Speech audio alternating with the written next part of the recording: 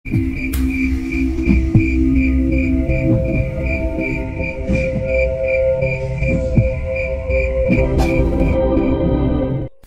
sudah bilang, nak, jangan ke Kalimantan, apalagi ke desa terpencil pedalaman macam itu.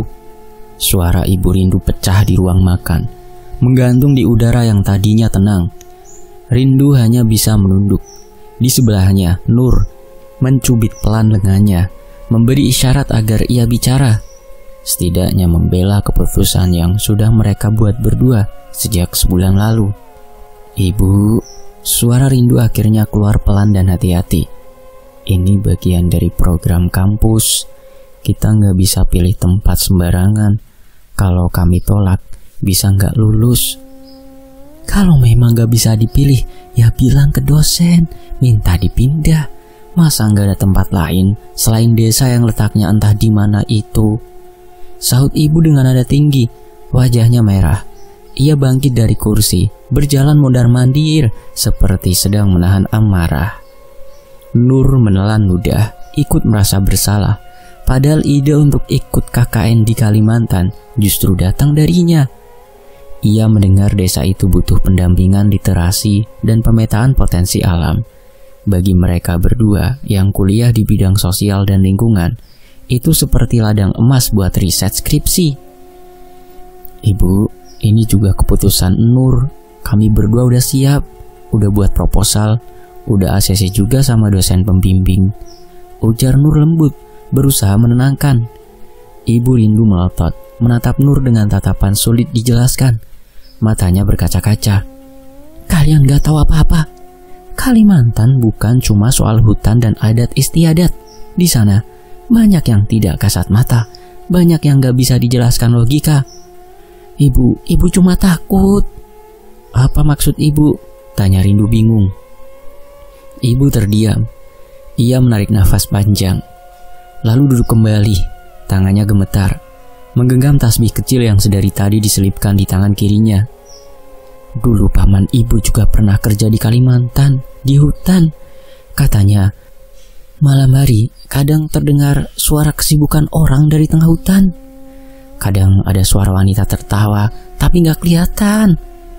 Ada juga yang tiba-tiba hilang waktu sedang menebang pohon, padahal cuma sebentar ke sungai, sampai sekarang gak ketemu. Orang bilang, dibawa ke desa Bunian. Rindu dan Nur saling berpandangan. Ini pertama kalinya Ibu Rindu menyebut hal seperti itu. Biasanya beliau selalu logis, disiplin, dan cukup keras. Tapi kali ini ada nada takut yang asing di suaranya. Ibu, jangan percaya cerita kayak gitu. Itu kan katanya, siapa tahu cuma mitos. Ujar Rindu, mencoba tetap rasional. Ibu memandang putrinya dengan wajah sendu. Rindu, ibu ini hidup lebih lama dari kamu. Dulu juga pernah jadi mahasiswa, tapi ibu juga percaya di dunia ini bukan cuma kita yang hidup, ada yang tak terlihat, tapi ada. Mereka itu gak suka diganggu, apalagi kalau sampai melanggar aturan mereka. Aku janji, Bu, kami akan jaga diri. Kami juga akan hormati aturan di sana. Ujar Nur cepat-cepat. Ia tak ingin memperpanjang ketegangan malam itu. Ibu hanya diam. Matanya masih menatap Rindu dengan cemas yang tak bisa disembunyikan. Di balik kekhawatiran itu ada cinta dan ketakutan yang terlalu dalam. Ibu tahu ada hal-hal di dunia ini yang tak bisa dijelaskan dengan logika atau tekad semata. 3 hari kemudian, keberangkatan tak bisa ditunda. Surat tugas sudah keluar, tiket sudah dibeli, dan koper sudah dikemasi rapi. Pagi itu langit terlihat mendung, seolah ikut menahan langkah mereka. Ibu, maafin Rindu ya, ucap Rindu pelan saat berpamitan. Ia memeluk ibunya erat-erat, ada getar dalam suaranya. Meski bersikeras pergi, hatinya tak sepenuhnya tenang. Ibu memeluk Rindu lama. Ia tak berkata apa-apa, hanya membisikkan doa-doa panjang ke telinga anak gadis satu-satunya itu. Jangan berkegiatan di luar sampai larut. Dan kalau ada yang mengetuk pintu tempat kalian tinggal di waktu maghrib, jangan dibuka. Rindu membeku. Ibu dapat dari mana pesan itu? Tanyanya.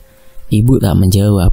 Ia hanya menggeleng pelan, lalu mencium kening Rindu sambil berbisik. Percaya sama ibu. di tempat baru nanti bukan cuma adat yang harus kalian hormati, tapi juga yang tak kelihatan. Di dalam kendaraan menuju bandara, Nur mencoba mencairkan suasana. Rin, kamu kenapa? Sejak tadi murung banget. Rindu menggeleng. Aku cuma kepikiran ibu. Ibu benar-benar gak rela aku pergi. Nur tersenyum kecil. Semua ibu juga pasti begitu. Tapi kita kan berangkat bukan buat liburan. Ini tugas. Toh kita bisa jaga diri kok. Tapi soal larangan tadi, kamu percaya? Nur terdiam sebentar. Aku percaya. Segala sesuatu yang jadi larangan pasti ada sebabnya. Entah itu adat atau sesuatu yang lebih halus. Kita janji ya, ujar Rindu. Apapun yang terjadi, kita pulang sebelum maghrib. Gak buka pintu kalau ada yang ketuk. Dan gak mandang remeh aturan orang sana. Nur mengangguk. Iya, janji.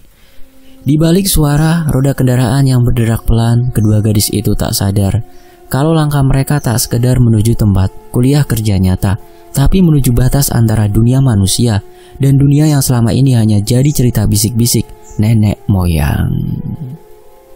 Sore itu, langit Kalimantan terasa lebih pekat dari biasanya. Tapi begitu Nur dan Rindu menginjakkan kaki di desa kecil yang dikelilingi hutan lebat itu, rasa lelah dan gugup perlahan menguap. Udara segar khas pedalaman bercampur aroma tanah basah menyambut mereka seperti pelukan diam-diam dari alam. Mereka berdua turun dari mobil bak terbuka yang mengantar dari kota kabupaten terdekat. Satu-satunya akses ke desa itu hanyalah jalan tanah berbatu yang menanjak dan meliuk di antara bukit dan pohon besar berlumut. Meski perut sempat mual karena guncangan, hati mereka mulai tenang melihat suasana desa yang sederhana tapi bersih.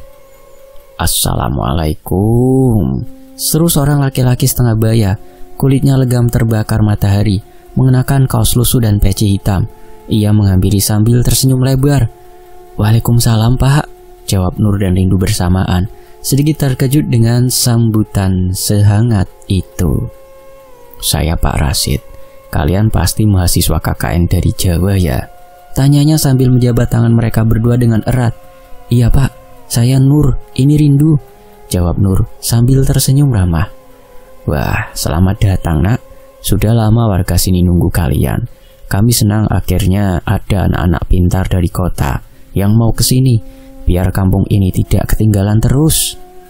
Rindu tersenyum kecil, menahan rasa haru. Ia tak menyangka sambutan yang mereka terima justru sehangat ini, padahal sebelumnya sempat dibayangi ketakutan oleh cerita-cerita ibunya. Beberapa warga lain mulai mendekat. Anak-anak kecil berlarian mendekati mereka, mengintip dari balik rok ibu-ibu yang tersenyum malu-malu. Ada yang langsung mengulurkan tangan, ada juga yang menyapa dengan logat khas daerah yang terdengar seperti nyanyian. Cantik-cantik ya anak kota, bisik salah satu ibu yang membawa tampah berisi daun singkong. Bukan anak kota bu, anak kampus, sahut Pak Rasid sambil tertawa lebar. Suaranya menggema di halaman pos dusun yang dijadikan tempat kumpul warga. Nur dan Rindu disuruh duduk di balai-balai bambu. Disuguhkan teh hangat dan pisang goreng yang masih mengepul. Aroma wangi pandan dan kayu bakar memenuhi hidung mereka. Maaf, di sini seadanya. Tapi semua ini kami buat sendiri. Pisangnya dari kebun belakang, kata seorang ibu yang memperkenalkan diri sebagai Bu Manis, istri Pak Rasid. Wah, enak banget bu. Kami senang sekali bisa diterima baik begini, ujar Rindu tulus. Bu Manis tersenyum. Kalau kalian butuh apa-apa, bilang saja. Rumah kami tidak jauh dari sini. Di desa ini, tamu itu dianggap titipan, dihormati, jadi harus dijaga baik-baik. Kata-kata itu membuat Nur sedikit tertegun. Ada sesuatu yang berbeda dalam intonasinya, bukan sekedar keramahan, tapi seolah mengandung makna lebih dalam. Namun ia tak ingin berpikiran macam-macam. Semua terlihat baik, hangat, bahkan akrab. Setelah perkenalan singkat, Pak Rasid mengantar mereka ke rumah tempat tinggal sementara. Rumah kayu panggung dengan 3 anak tangga kecil, beratap seng yang agak berkarat tapi masih kokoh. Letaknya di sisi timur desa, agak jauh dari jalan utama, berdampingan dengan rumah seorang nenek yang menurut warga jarang bicara tapi rajin menyapu halaman. Kalian tinggal di sini selama 2 bulan ke depan. sudah kami bersihkan sejak kemarin. Kalau malam agak dingin, tapi ndak usah takut, di sini aman. Selama kalian baik sama warga dan tahu sopan santun, insya Allah tidak akan ada masalah. Jelas Pak Rasid? Nur mengangguk. Terima kasih banyak Pak. Kalau ada apa-apa panggil saja saya, atau bisa juga ke Pak RT. Rumahnya di pojok sana yang ada pohon jengkol besar. Tambah Pak Rasid sambil menunjuk ke arah utara. Begitu pintu ditutup dan Pak Rasid pamit, Nur dan Rindu langsung menjatuhkan diri di kasur kapuk yang sudah diberi spray bersih. Kamar itu sederhana, berdinding papan dengan jendela kecil menghadap ke semak. Tapi suasananya tenang, hanya terdengar suara jangkrik dan desir angin dari sela-sela dinding kayu. Gila, aku kira bakal horor, ternyata malah hangat banget ya, bisik Rindu sambil menoleh ke Nur. Iya, beda banget sama yang kita bayangkan, warga di sini baik-baik, bahkan aku ngerasa kayak pulang kampung. Jawab Nur sambil memejamkan mata, menikmati semilir angin yang membawa aroma hutan. Malam pertama di desa, Nur dan Rindu diajak makan malam di rumah Pak Rasid. Mereka disuguhi ikan bakar dari sungai belakang, sambal terasi, dan sayur keladi. Suasana makan berlangsung akrab, penuh canda dan cerita tentang kehidupan kampung. Di sini gak ada sinyal ya Pak? Tanya Rindu sambil mengaduk nasi. Ada, tapi naik dulu ke bukit sana. Kalau sekedar kirim pesan, biasanya bisa. Tapi sinyalnya hilang timbul. Kadang malah dipinjam sama yang tak kelihatan. Hehehe, jawab Pak Rasid sambil tertawa. Semua ikut tertawa meski candaan itu terasa menggelitik. Nur melirik Rindu sekilas. Melihat temannya itu juga tersenyum walau wajahnya sedikit kaku. Pak Rasid suka bercanda, sahut Bu Manis cepat-cepat. Tapi benar juga. Kadang HP kami bunyi sendiri tengah malam, padahal tidak ada pesan masuk. Tapi nggak usah takut, yang penting kalian sholat, jaga lisan, dan jangan suka ucap sembarangan. Di sini alamnya masih hidup. Kalau kalian hormat sama desa ini juga akan hormat pada kalian. Tambah Pak Rasid, kali ini dengan nada yang lebih serius. Rindu menelan ludah. Nur diam-diam meremas ujung bajunya, tapi malam itu tetap mereka lalui dengan damai. Pulang ke rumah, mereka sempat berdiskusi kecil sebelum tidur. Nur, kamu merasa gak sih? Warga sini ramah banget ya, tapi mereka seperti menyimpan sesuatu. Bisik Rindu sambil membenahi selimut. Nur mengangguk. Iya ramah, tapi juga waspada, seolah mereka lagi menjaga sesuatu, tapi entah apa. Menurutmu ini bakal jadi 2 bulan yang tenang atau sebaliknya? Tanya Rindu pelan. Nur menatap langit-langit kamar. Ada suara burung malam di kejauhan, diiringi desir dedaunan yang tak henti bergerak pelan. Entahlah, tapi aku yakin kita belum lihat segalanya. Hari kedua mereka di desa itu diawali dengan suara ayam jantan yang bersaut-sautan. Udara pagi masih sejuk. Embun belum sepenuhnya mengering dari dedaunan di pekarangan. Nur dan Rindu duduk di tangga rumah panggung mereka, masing-masing dengan secangkir teh manis buatan Bu Manis yang diantarkan pagi-pagi sekali. Rasanya seperti di masa kecil ya, gumam Rindu sambil menatap hutan di kejauhan. Tenang, adem, kayak dunia ini belum kena hiruk pikuk manusia. Nur mengangguk. Iya, tapi juga seperti ada sesuatu yang diam-diam ngeliatin kita. Ucapan itu tidak ditanggapi oleh Rindu. Ia tahu maksud Nur. Mereka sama-sama merasa ada yang berbeda di balik kehangatan kampung itu. Ramah, tapi ada batas yang tak terlihat, seperti seseorang yang tersenyum tapi memegang sebuah pisau sebilah di balik punggung. Menjelang sore, mereka diajak oleh Pak Rasid ke rumah balai desa. Di sana sudah berkumpul beberapa orang tua. Semuanya duduk bersila di atas tikar pandan. Wajah mereka berkerut, sorot mata dalam, dan tangan-tangan mereka berhiaskan urat yang mencuat, tanda usia dan kerja keras di ladang. Pak Rasid memperkenalkan mereka satu persatu. Ini Bapak Uban, sesepuh desa. Beliau penjaga adat dan pamali di kampung ini. Ini Pak Noto, dukun urut sekaligus orang yang dituakan kalau ada acara adat. Dan ini Bu Sayem, penjaga pusaka kampung. Nur dan Rindu mengangguk sopan, mencium tangan mereka satu persatu. Ada rasa sungkan yang tak bisa dijelaskan, seolah mereka sedang berhadapan bukan hanya dengan manusia biasa, tapi juga warisan lama yang hidup dalam wujud tubuh rentah. Bapak Uban memulai pembicaraan dengan suara serak tapi tegas. Nak Nur, Nak Rindu, kami senang kalian datang ke sini, tapi ada beberapa hal yang harus kalian tahu, harus kalian patuhi. Ini bukan perintah manusia, ini aturan yang sudah hidup sebelum kami lahir. Rindu menelan ludah pelan. Nur mencatat dalam hati, serius. Saat waktu maghrib, kalian harus sudah ada di dalam rumah. Jangan di jalan, jangan di luar. Lanjut Pak Uban. Kenapa Pak? Tanya Rindu, pelan tapi jelas. Karena waktu maghrib itu bukan hanya waktu sholat, itu waktu peralihan. Dunia kalian dan dunia mereka jadi rapuh, tipis. Makhluk yang bukan manusia suka keluar saat itu. Kalau kalian di luar, bisa tersandung jalan yang bukan jalan kalian. Jalan siapa Pak? Tanya Nur penasaran. Jalan yang tidak kasat mata. Pak Noto melanjutkan. Dan satu lagi, jangan pernah mandi malam, terutama lewat jam 9. Air yang kalian pakai malam hari bukan cuma air, bisa jadi tempat berdiamnya mereka. Kalau cuma cuci muka gimana Pak? Tanya Rindu lagi, mencoba memastikan. Cuci muka boleh, asal jangan ngaca. Cermin malam hari bisa jadi pintu buat mereka lihat kalian. Kalau kalian terlalu sering bercermin malam, kalian bukan cuma ngelihat wajah sendiri. Suasana mendadak hening. Nur mencatat semuanya dalam hati. Rindu meski biasanya lebih cuek, kini benar-benar memperhatikan. Mereka tahu, ini bukan cerita untuk menakut-nakuti. Ada ketulusan dan ketegasan yang terasa tulus dari setiap ucapan para tetua. Bu Sayem, yang sedari tadi diam, akhirnya bicara dengan suara lirih namun nyaring. Dan kalau ada yang ngetuk pintu kalian setelah waktu maghrib, jangan pernah dibukakan, jangan dijawab, biarkan saja. Nur dan Rindu saling pandang. Walau itu terdengar seperti suara orang, tanya Nur. Apalagi kalau terdengar seperti suara orang, jawab Bu Sayem cepat.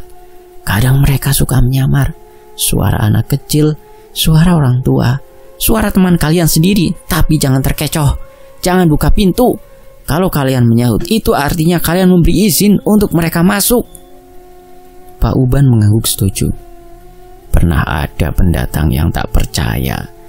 Ia menyahut suara tangisan di luar pintunya malam hari. Esoknya ia ditemukan berjalan telanjang di hutan, tertawa-tawa, tak kenal siapa-siapa.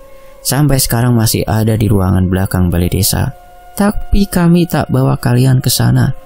Takutnya kalian ikut disapa juga. Rindu merinding. Ia merapatkan jaket yang dipakainya, meski matahari belum sepenuhnya tenggelam.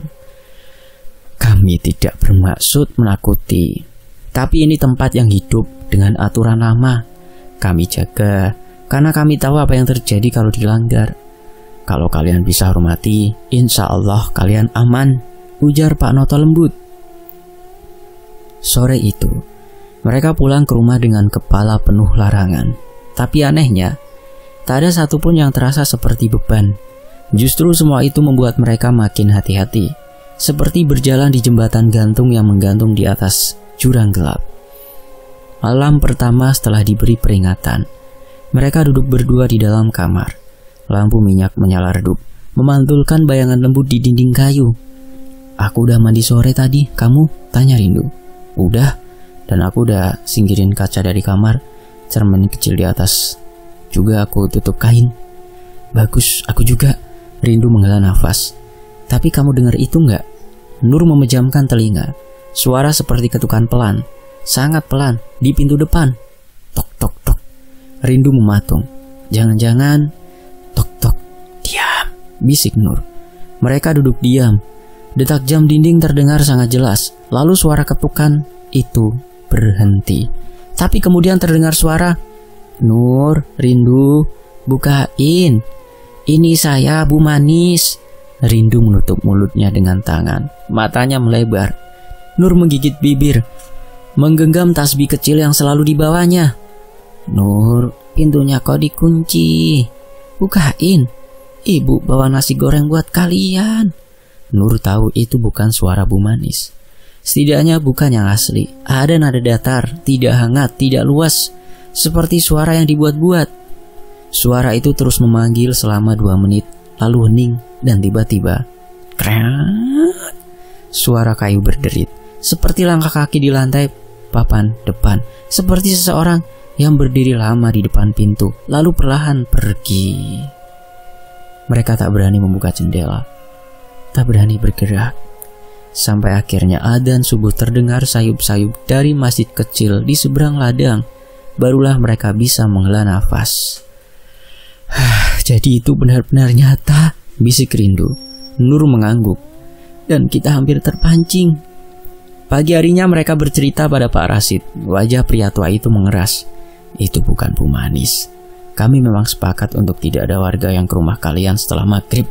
Kami hormati Pak Mali, tapi kadang yang dulu pernah tinggal di desa ini, mereka ingin datang kembali. Mereka siapa, Pak? Tanya Nur. Pak Rasid menarik nafas dalam. Mereka yang dulu pernah melanggar Pak Mali dan tidak sempat ditebus. Ada yang mandi malam sambil menyanyi, ada yang bercermin sambil nangis tengah malam, ada yang keluar rumah saat maghrib karena dengar suara anak kecil minta tolong. Dan mereka jadi bagian dari desa ini? Tanya Rindu pelan. Pak Rasid menatap keluar jendela. Iya, tapi bukan warga, hanya sisa yang tertinggal. Suasana kembali hening. Angin menerpa daun kelapa di belakang rumah. Dan untuk pertama kalinya sejak datang, Nur dan Rindu merasa desa itu bukan sekedar tempat tinggal, tapi tempat di mana batas antara hidup dan mati, nyata dan gaib, benar-benar tipis seperti benang bening yang bisa putus kapan saja. Pagi itu, matahari belum tinggi, embun masih menggantung di ujung-ujung daun, dan udara terasa dingin menusuk tulang. Nur dan Rindu sudah siap dengan ransel kecil di punggung mereka. Mereka berjalan beriringan melewati jalan setapak yang mengarah ke pinggiran hutan, mengikuti petunjuk warga yang sebelumnya memberitahu jalur paling aman untuk masuk ke sana. Ini serius ya kita masuk hutan cuma berdua, gak ada pendamping gitu? Gumam Rindu sambil merapatkan jaketnya. Nur mengangguk, senyumnya tipis. Iya, kalau nunggu orang-orang warga sini bisa-bisa siang baru jalan. Lagi pula, ini cuma hutan kecil di belakang desa, katanya gak dalam-dalam amat kok. Rindu menarik nafas panjang, mencoba menenangkan detak jantungnya yang sudah mulai tidak karuan. Sebenarnya dia tidak terlalu berani, tapi ada sesuatu dari cara Nur memimpin langkah yang bikin dia merasa cukup aman. Suara burung dan desir dedaunan jadi latar musik alami mereka pagi itu. Sesekali ranting kering patah di bawah injakan kaki, dan daun-daun berguguran menyambut langkah mereka. Mereka membawa tas berisi alat tulis, kamera digital, dan botol minum, berharap bisa menemukan jenis tumbuhan atau informasi lain yang bisa dimasukkan dalam laporan KKN mereka nanti.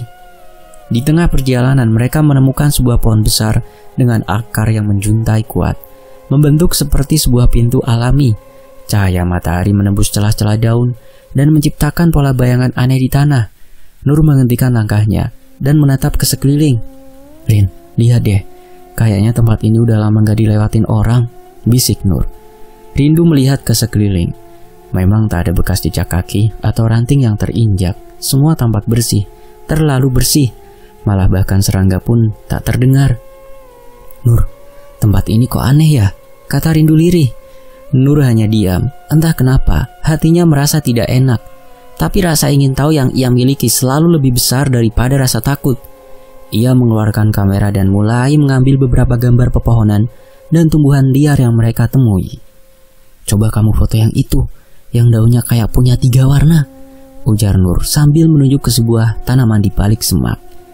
Rindu berjalan ke arah semak. Tapi sebelum ia sempat memotret, telinganya menangkap suara seperti gumaman pelan dalam bahasa yang tidak ia mengerti. Ia menoleh cepat ke arah Nur. Kamu dengar gak barusan? Nur menurunkan kamera. Dengar apa? Kayak orang ngomong, tapi enggak jelas. Dari arah situ. Rindu menunjuk ke dalam hutan yang lebih dalam, lebih gelap. Nur menegang. Ia mengangkat tangan memberi isyarat agar mereka diam. Suasana hening, angin pun seolah berhenti. Kemudian terdengar lagi. Kali ini seperti suara anak kecil, tertawa. Tawa yang tidak seharusnya ada di dalam hutan sepagi ini. Nur menggenggam tangan Rindu. Kita balik sekarang, bisiknya mantap. Namun saat mereka berbalik, jalur yang mereka lewati tadi terasa berbeda. Tidak ada lagi akar besar yang mereka lewati. Tidak ada lagi jejak kaki. Seolah-olah hutan itu berubah saat mereka sedang tidak melihat. "Jangan panik," kata Nur sambil menahan nafas. "Kita nggak boleh panik." Tiba-tiba terdengar suara langkah kaki dari arah belakang mereka. Perlahan, pelan, seolah mengikuti. Mereka saling pandang, tanpa bicara. Mereka mempercepat langkah, tapi suara itu tetap ada, selalu berjarak tak jauh di belakang mereka. Ketika mereka berhenti, suara itu juga berhenti. Rindu mulai menangis pelan. "Nur, kita nyasar." Nur memeluknya sebentar. "Kita nggak nyasar, kita cuma dibikin nyasar. Ingat kata Pak Lurah, kalau merasa ada yang aneh di hutan, jangan tunjuk-tunjuk, jangan komentar aneh-aneh." "Terus kita harus apa?" Nur menatap sekeliling, lalu duduk bersila di atas tanah. "Kita tunggu dulu sampai terang, tenang. Jangan teriak, jangan nangis, jangan tunjuk-tunjuk. Biarin aja kalau ada yang ngikutin." Rindu mengikutinya. Mereka duduk bersebelahan, menggenggam tangan satu sama lain, menahan dingin dan takut yang menyusup pelan-pelan. Lalu entah dari mana asalnya, kabut tipis mulai menyelimuti hutan. Bau bunga melati menyeruak dari balik pepohonan. Nur memejamkan mata, berbisik dalam hati doa-doa yang dia hafal sejak kecil. Dalam keheningan itu tiba-tiba terdengar suara seperti seseorang memanggil nama mereka. Suara itu berat, serak, tapi seolah familiar. Mereka tak menjawab. "Nur, Rindu, pulang." Suara itu lagi, tapi kali ini jauh lebih lembut dan mengarah ke sisi kanan mereka. Nur membuka mata. Di antara kabut, ia melihat jalur kecil yang tampak samar. Jalur itu mirip dengan jalur awal yang mereka lewati. Rin, kamu lihat itu?" Rindu mengangguk. Perlahan mereka berdiri, masih saling menggenggam tangan. Mereka melangkah hati-hati, mengikuti jalur itu. Dan benar saja, tak lama kemudian mereka kembali melihat kebun milik warga. Hutan di belakang mereka sudah jauh. Suara-suara aneh pun menghilang. Saat mereka sampai di tepian desa, matahari mulai meninggi. Tanpa banyak bicara, mereka saling menatap. Ada rasa lega, tapi juga kebingungan yang membekas. Hutan itu tidak biasa, seolah menunggu atau mengamati. Nur menoleh ke belakang sekali lagi sebelum mereka benar-benar keluar dari kawasan hutan. Di ujung sana, samar, seseorang berdiri di balik pohon besar. Wajahnya tidak tampak, tapi seolah tersenyum. Sesampainya di tengah hutan, mata Nur dan Rindu membelalak takjub. Hutan Kalimantan yang mereka pijak pagi itu terasa begitu megah. Udara terasa sejuk dengan aroma tanah basah dan dedaunan yang masih segar. Kabut tipis menggantung di antara batang pohon yang menjulang tinggi. Cahaya matahari menyelinap di antara celah daun, menciptakan garis-garis cahaya yang membuat suasana terasa magis. "Ya ampun, ini hutan beneran masih alami ya?" bisik Rindu, menoleh ke kanan dan kiri dengan mata berbinar. Nur mengangguk pelan. "Iya, beda banget sama yang sering kita lihat di buku. Ini nyata, Rin. Bahkan lebih indah dari foto-foto yang pernah aku lihat." Hutan itu benar-benar luas. Mereka belum berjalan jauh dari tepi desa, tapi sudah disambut dengan pohon-pohon besar berakar tinggi. Beberapa bahkan memiliki diameter yang bisa memuat 5 orang dewasa jika berpegangan tangan mengelilinginya. Burung-burung hutan berkicau saling sahut. Suara serangga dan dedaunan tertiup angin jadi latar alami perjalanan mereka. Rindu membuka buku kecil dari saku ranselnya. Buku itu sudah ia siapkan khusus untuk mencatat segala hal penting selama KKN. Tangan lentiknya bergerak, cekatan menulis. Pohon ulin tinggi 30 meter. Kayunya keras dan tahan lama. Disebut juga kayu besi. Banyak tumbuh di pinggiran hutan. Ia menoleh ke Nur. "Nur, kamu fotoin yang ini ya, biar kita cocokkan nanti di buku botani kampus." Nur mengangguk, mengeluarkan ponsel dari saku dan memotret dari beberapa sudut. "Kayaknya ini bisa jadi bahan presentasi yang bagus nanti." Keduanya menyusuri jalur kecil. Sesekali berhenti untuk mencatat atau mengambil foto. Mereka menemukan berbagai jenis tanaman unik. Ada anggrek liar yang tumbuh di akar pohon. Ada juga sejenis tumbuhan paku yang besar, daunnya bisa menutupi kepala. Semakin masuk ke dalam, mereka seperti dibawa ke dunia lain yang asing tapi menenangkan. Aku jadi ngerti kenapa warga sini masih percaya sama pamali, ujar Rindu tiba-tiba. Tempat kayak gini pasti punya penjaga, energinya kerasa banget. Nur menoleh, mengangguk pelan. Aku juga ngerasa, tapi selama kita sopan, jaga laku, insya Allah aman. Mereka melanjutkan riset dengan hati-hati. Tidak berbicara sembarangan, tidak menginjak tanaman sembarangan. Rindu terus menulis poin penting. Tumbuhan kantong semar ditemukan di semak dekat akar pohon besar, tanaman karnivora. Unik untuk dibahas di laporan, kantong semar. Suara burung enggang terdengar dari arah barat. Kemungkinan habitatnya masih dekat. Sesekali mereka bertemu jejak binatang di tanah. Bekas cakar kecil atau kotoran yang belum kering, tapi keduanya tak nekat mengikuti terlalu jauh. Nur selalu mengingatkan batas aman agar tidak terlalu masuk ke zona yang belum dikenali. Rin, kita jangan terlalu dalam ya.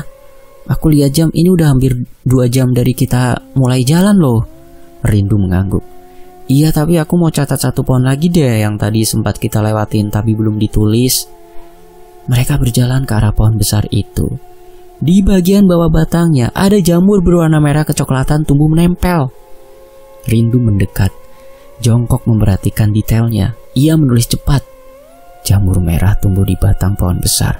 Bentuk setengah lingkaran, permukaan halus, tidak berlendir. Belum diketahui jenisnya.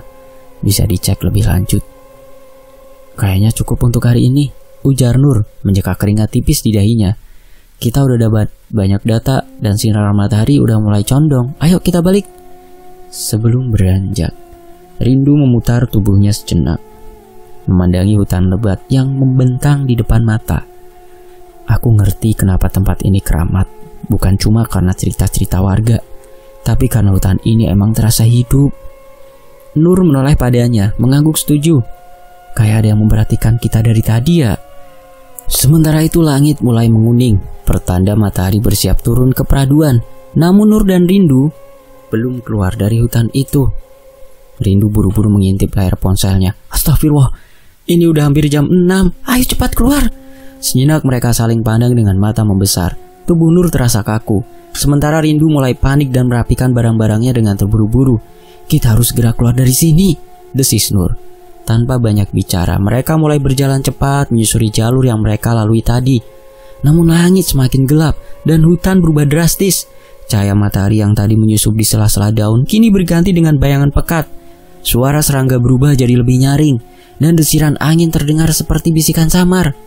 Langkah mereka menjadi canggung, terburu-buru namun ragu. Setiap semak terdengar seperti sesuatu yang bergerak. Setiap bayangan seolah mengintai. Nafas Nur mulai memburu. Rindu menggenggam buku catatannya erat-erat seperti benda itu bisa memberinya perlindungan. Nur, kamu masih ingat jalurnya kan? Tanya Rindu pelan. Insya Allah kita ikuti tanda simbol kain merah tadi, jawab Nur berusaha tegar. Namun kegelapan membuat semuanya tampak berbeda. Beberapa tanda tak lagi terlihat jelas, tertutup kabut tipis yang mulai turun dari pepohonan. Langkah mereka semakin cepat, tapi hati mereka mulai dicekam ketakutan. Tiba-tiba terdengar suara ranting patah dari sisi kanan. Krak! Nur berhenti seketika, memegang lengan Rindu. Kamu dengar itu? Rindu mengangguk pelan, matanya membelalak. Kita jangan noleh, jangan lihat ke belakang, fokus jalan aja. Mereka berjalan makin cepat, bahkan nyaris berlari kecil di jalur yang hanya diterangi senter ponsel.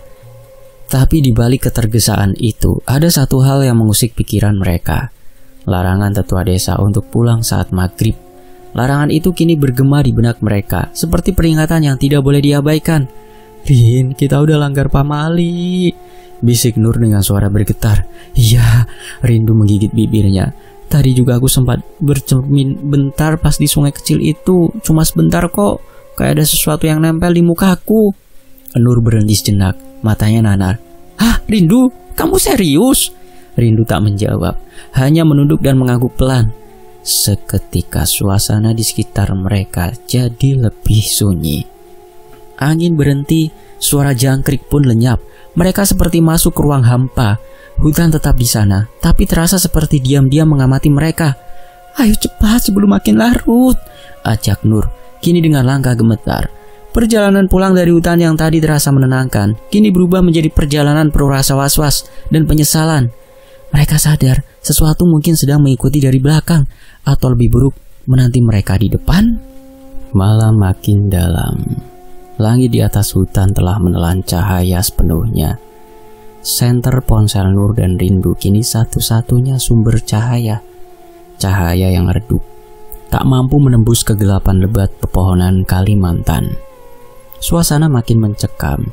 Jalan yang mereka lalui tadi kini terasa asing. Kita udah lewat sini barusan, Rin.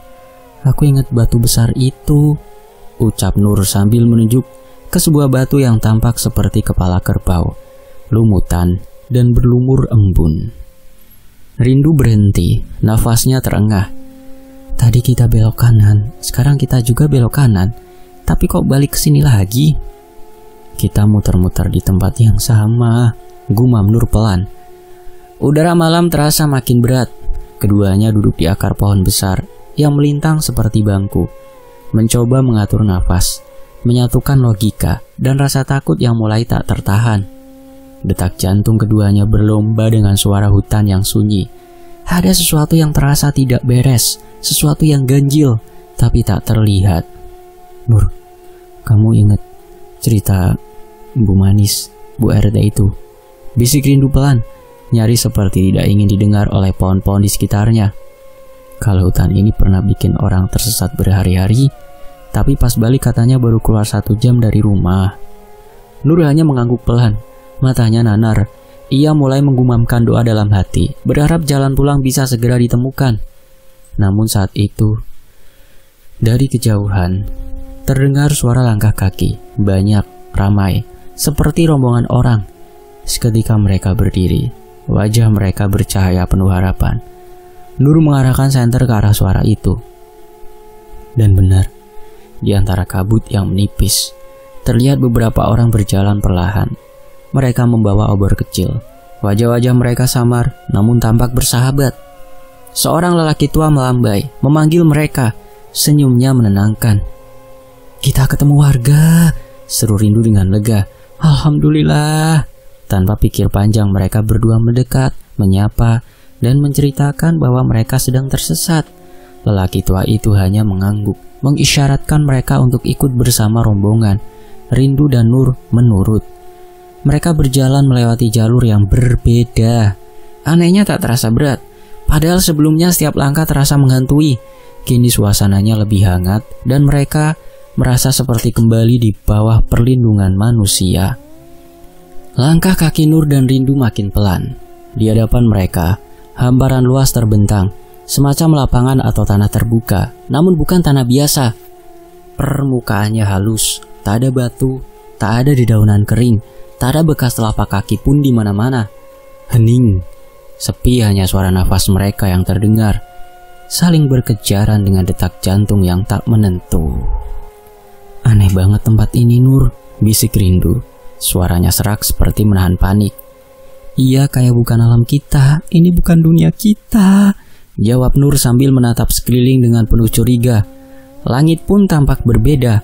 Warnanya bukan gelap malam, melainkan biru keabuan tanpa bintang, tanpa bulan, seolah semuanya direkayasa.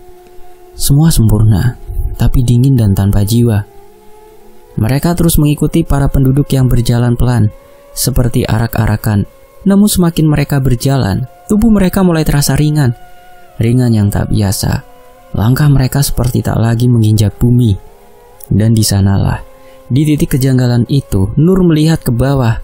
Dia terhenti, tubuhnya menegang, matanya membelalak. Rin, suaranya tercekat. Lihat kaki kita. Rindu yang awalnya masih berjalan pelan langsung menoleh ke bawah. Seketika tubuhnya gemetar hebat. Mulutnya terbuka tapi tak sanggup bersuara. Matanya membulat. Kaki mereka. Kaki mereka bukan hanya tak menyentuh tanah tapi juga terbalik. Tumitnya menghadap depan dan jari-jarinya mengarah ke belakang. Telapak kaki mereka tampak seperti milik makhluk yang diciptakan dalam kekeliruan. Kulitnya pucat kehijauan dan tak ada satupun alas kaki yang menempel. Seakan memang begitulah seharusnya mereka di tempat ini. Astagfirullah, ini bukan mimpi kan? lirih Rindu sambil mundur perlahan. Nur menarik lengan Rindu, matanya mulai berkaca-kaca. Kita harus keluar dari sini. Ini salah, kita nggak seharusnya di sini. Namun sebelum mereka bisa berbalik, salah satu penduduk yang berjalan di depan mereka tiba-tiba menoleh. Lalu yang lain ikut menoleh, satu persatu. Puluhan pasang mata kini mengarah pada Nur dan Rindu, dan di sanalah ketakutan mereka mencapai puncaknya. Wajah-wajah itu bukan wajah manusia biasa. Tidak ada filtrum, cekungan di antara hidung dan bibir, lepes, yang seharusnya dimiliki setiap manusia itu ada. Wajah mereka datar, terlalu halus, terlalu simetris. Senyum mereka lebar, terlalu lebar, dan mata mereka kosong, namun memerangkap seolah menembus isi kepala. Kenapa mereka ngeliatin kayak gitu? Bisik Rindu, suaranya hampir hilang. Salah satu dari mereka mendekat. Wajahnya tak berubah, senyumnya tetap sama, namun langkahnya terasa mengancam. Dia menyodorkan tangan, seolah ingin menyentuh wajah Nur. Dengan refleks, Nur mundur sambil menggeleng keras. Jangan sentuh aku. Seketika semua penduduk kembali melangkah, namun kali ini mereka membentuk lingkaran, mengepung Nur dan Rindu yang berdiri di tengah lapangan asing itu. Tidak ada suara, tidak ada penjelasan, hanya tatapan tajam dari wajah-wajah aneh itu. Dan lingkarannya makin lama makin mengecil. Mereka benar-benar terjebak, dan mereka bukan lagi tamu, tapi sesuatu yang lain. Tiba-tiba, suara lelaki tua yang tadi ditemukan mereka di hutan terdengar berkata, "Istirahatlah dulu, besok kalian akan kembali." "Kembali kemana, Pak?" tanya Nur. Lelaki tua itu tersenyum tipis, matanya redup. "Ke tempat asal kalian. Kalian sudah tahu kan ini di mana?" Rindu mengernyit. "Memangnya sekarang kita di mana, Pak?" Laki itu tak menjawab, hanya membungkukkan badan, lalu pergi meninggalkan mereka. Malam makin larut. Mereka mencoba tidur di tikar pandan yang disediakan, tapi mata mereka tak bisa terpejam. Suasana terlalu tenang, terlalu sempurna hingga terasa janggal. Rindu mendekat ke Nur, berbisik nyaris tanpa suara. "Nur, kita kayaknya nggak bisa pulang lagi ke dunia yang kita dulu, Nur." Sementara itu, di waktu yang lain, cahaya pagi menyusup pelan lewat sela-sela dedaunan hutan. Angin berembus lembut, membawa aroma tanah basah dan dedaunan yang mengering. Di antara semak yang lebat, dua tubuh terbaring tak bergerak. Nur dan Rindu, wajah mereka pucat, rambut berantakan dan pakaian penuh debu. Perlahan mata Nur mengerjap, nafasnya tersengal, tubuhnya berat. Ia menoleh ke kanan, melihat Rindu yang mulai sadar, sama linglungnya. Mata mereka saling bertemu, tak ada kata yang keluar, hanya pandangan kosong dan nafas yang berat. Sementara itu, suara-suara ramai terdengar dari kejauhan. Langkah kaki berlari-lari mendekat. Beberapa warga desa menghampiri mereka, panik dan bingung. Pak Lurah dan beberapa warga serta beberapa pemuda kampung langsung mengurumuni mereka. "Ya Allah, ini Nur sama Rindu, Pak!" teriak salah satu warga. "Alhamdulillah, mereka ketemu juga," ucap Pak Lurah berjongkok memeriksa keadaan mereka. "Kalian tidak apa-apa? Dari mana saja?" Nur mencoba membuka mulutnya, tapi tak ada suara yang keluar. Bibirnya gemetar. Ia hanya mampu menatap wajah Pak Lurah dengan pandangan kosong. Rindu pun sama. Pandangannya menerawang jauh, seolah tak benar-benar berada di dunia nyata. Kita di hutan, Pak," bisik Rindu akhirnya. Suaranya nyaris tak terdengar. "Hutan? Kalian itu hilang selama beberapa hari, tahu nggak?" sahut Bu Manis, menggenggam tangan Nur dengan erat. "Beberapa hari, tepatnya hampir 9 hari, kalian tidak pulang-pulang dari hari kalian izin ke hutan untuk riset, untuk kegiatan KKN kalian. Kami kira kalian sudah..." Rindu menoleh cepat. "Hah? 1 minggu lebih, Bu?" "Iya," jawab Pak Lurah.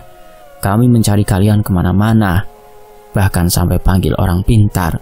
Tapi kalian hilang begitu saja. Sekarang tiba-tiba muncul lagi di tempat kalian terakhir kelihatan. Alhamdulillah." Nur memegang kepalanya. Dunia berputar di sekelilingnya. Bayangan kaki terbalik, wajah tanpa filtrum, dan lapangan aneh tanpa tanah itu berkelebat cepat dalam benaknya. Kita bukan cuma tersesat," lirih Nur. "Kita dibawa ke tempat lain." Pak Lurah saling pandang dengan warga lain. Mereka tak mengerti, tapi ada sesuatu di wajah Nur dan Rindu yang membuat mereka tak bertanya lebih lanjut. Sorot mata kosong, tubuh yang gemetar, dan cara bicara mereka seperti anak kecil yang baru bangun dari mimpi buruk. Akhirnya, mereka dibawa kembali ke balai desa untuk beristirahat. Tapi sejak hari itu Nur dan Rindu tak sama lagi. Mereka sering termenung, kadang bicara sendiri, kadang menangis tanpa sebab. Mereka tak pernah bisa menjelaskan apa yang benar-benar terjadi. Dan yang paling membuat bulu kuduk merinding, setiap malam tepat saat maghrib, Nur dan Rindu selalu menutup jendela, bersembunyi di bawah selimut, seolah takut mereka akan mendatangi mereka. Nur dan Rindu trauma. Demikianlah sebuah kisah, semoga terhibur dan tentunya bisa mengambil hikmah dari kisah ini. Fakta Sejarah pamit, sampai jumpa di kisah berikutnya. Wassalamualaikum warahmatullahi wabarakatuh. Alhamdulillah, terima kasih semuanya.